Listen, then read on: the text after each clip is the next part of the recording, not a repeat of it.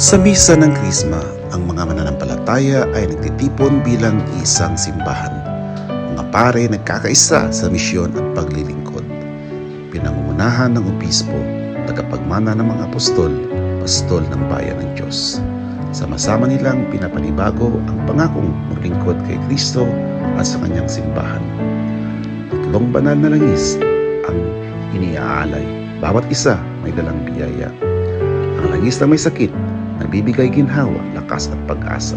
Ang langis ng mga tikumen, nagpapalakas sa mga naghahanda sa binyag. Hiningahan ng obispo ang Krisma, tanda ng Espiritu Santo na nagbibigay buhay at kapangyarihan. Ang banal na Krisma, itinatalaga para sa banal na gawain ng Diyos. Ginagamit sa binyag, kumpil at banal na orden. Ang mga langis na ito ay nagdadala ng biyaya ng Diyos sa kanyang bayan. Isang simbahan, isang espiritu, isang misyon